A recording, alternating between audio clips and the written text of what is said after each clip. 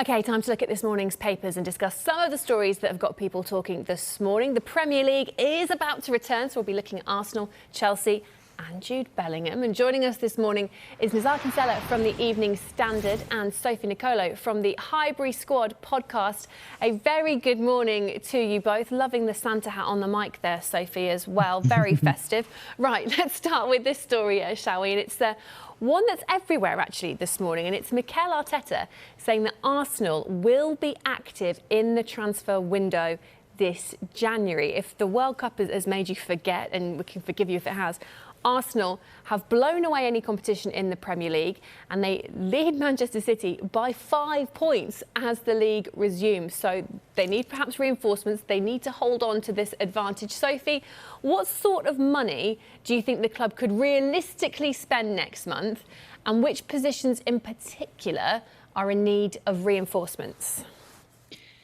Yeah, it's, Arsenal at the beginning of December reported losses of around 45 million. They were in the red, and a year before that it was 107 million. And of course, a lot of the losses are due to the pandemic and not having fans in stadium and losing that game day revenue as well. No European football, and giving players away for free, which, by the way, was a smart move, even though they had to eat up that money. But it was the strategic objective to move us forward. Now, the club has moved us forward in the last summer transfer window with Jesus and Zinchenko. But, Hannah, they didn't do the same last January. So here we are a year on. Last year, we were in an improbable situation where we could have finished in the top four and garnered Champions League football. This season, we found ourselves in an even more improbable situation, as you said. And I think it would be remiss of the owners, Edu. We know Mikel wants to sign players to not support that. They've backed him wholeheartedly. They can't go halfway. They have to go the whole hog now.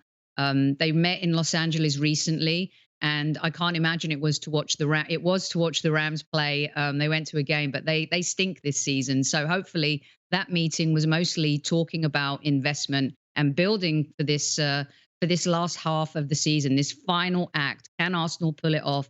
We're going to find out very soon how ambitious the Arsenal Football Club are.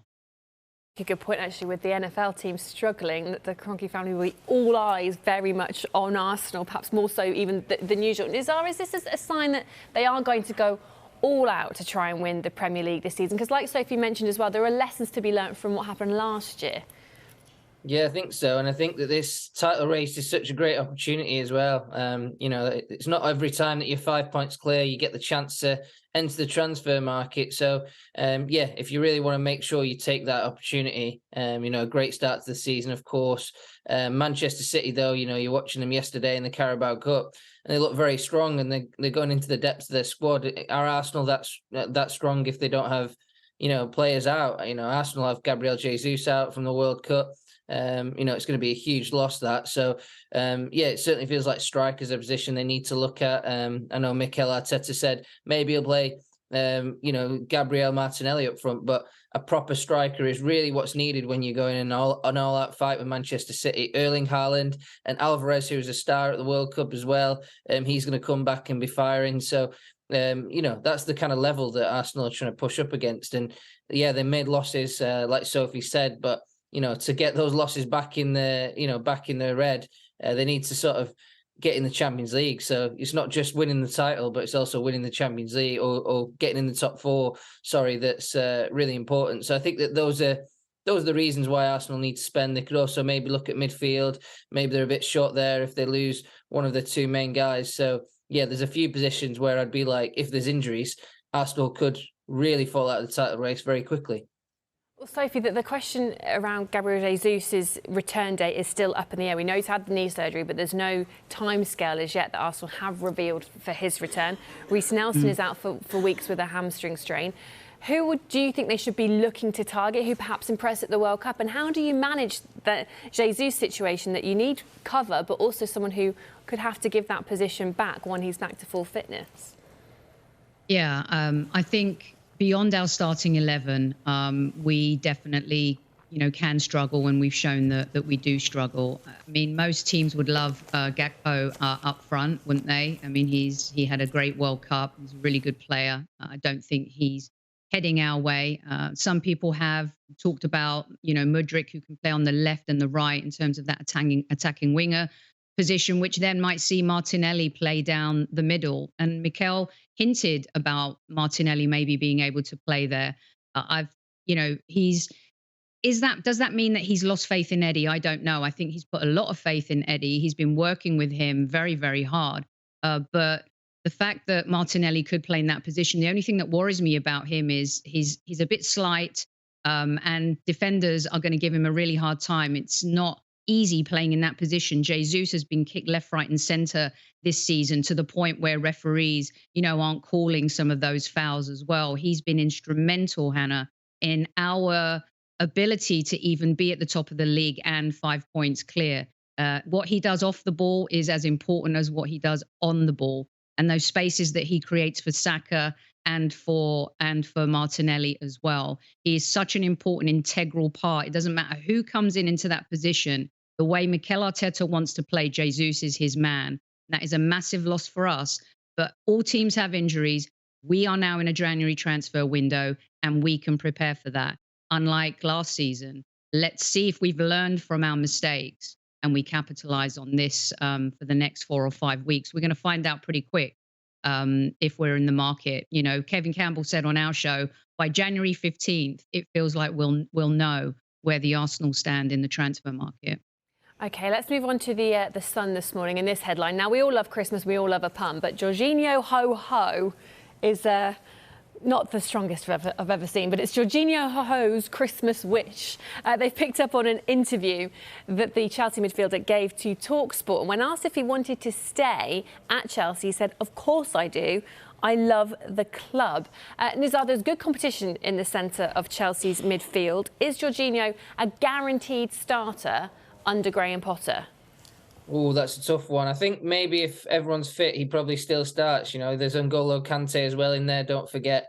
But he's been injured for a very long time. His injury problems show no sign of going away. So it probably makes Jorginho an automatic starter at the moment. But I think a lot of Chelsea fans are maybe ready to see him moved on and maybe see that sort of area of the pitch invested in. But then at the same time, Jorginho has been a strong player for Chelsea. Don't forget, when Chelsea won the Champions League, he also won the Euros with Italy, and then he went and won the Super Cup as well. So he had 3 European trophies in 3 months, and he almost won the Ballon d'Or that year. So, Jorginho, of course, is a great player, and he has a lot of loyalty towards Chelsea as well.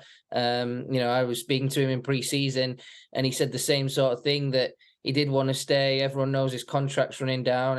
And I thought I sort of believed him, because I think he does love the club. He's really settled in London, speaks it perfect English now, vice captain of the team as well.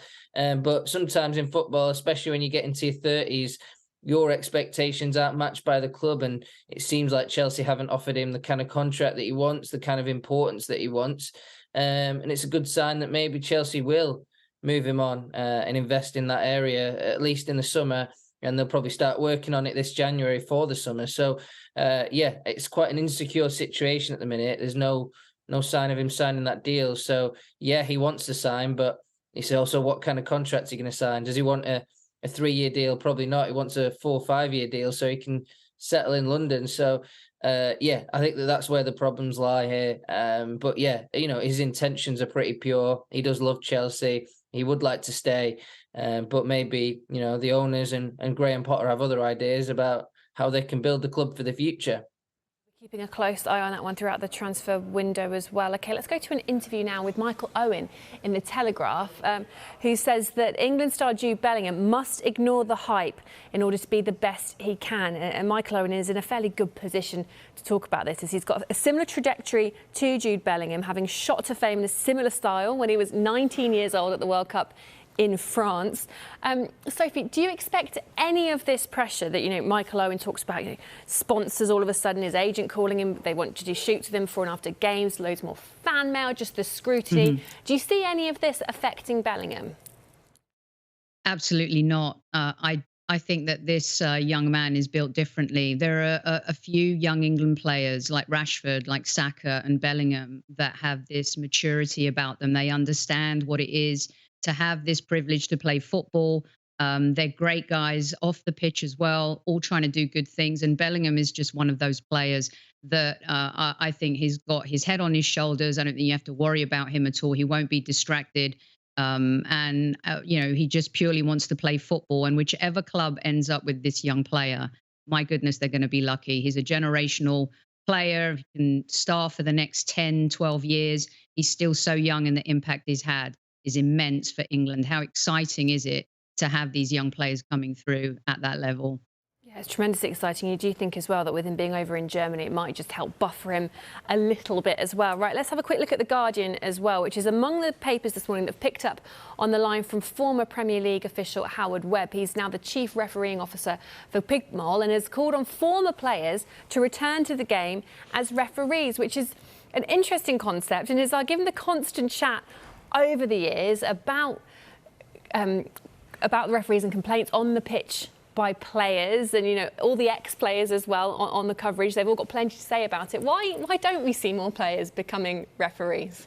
Well, yeah, Hannah, I think maybe part of it is the abuse they get. You need really thick skin, don't you, to be a referee? Referees are paid pretty well in this country in the Premier League, but not compared to footballers. So if you want to go and get abused for a living by fans, by other players, and sort of pack it in, not take your TV job, not take your managerial jobs, and do that, maybe not. But I think that it's a great idea to sort of have these ex-players referee. And I mean, the World Cup final, the Polish referee in that final was a former player. He used to play for Wisła Płock in Poland, and Simon Marciniak. He had a great game in the final. So maybe you just need to look a few weeks back to see what a former player could do in a big game. Sophie, of the current players, yeah, I don't want any ex-Tottenham player who do you think would currently make a good? Who do you think would make a good referee of all the footballers currently playing? It can be Arsenal if you'd like. I don't want. Sorry, I butted in there, but I was just thinking about a Tottenham player refereeing an Arsenal game, and I just don't know how that will go or how well that would go. Current players, definitely not Bruno Fernandes. Maybe James Milner. He'll make a good ref, I think. He seems to have a good head on his shoulders. I'll go for Milner. I can see that, actually, a calming presence as well. Nizaar, Sophie, thank you so much for joining us this morning, and Merry Christmas to you both.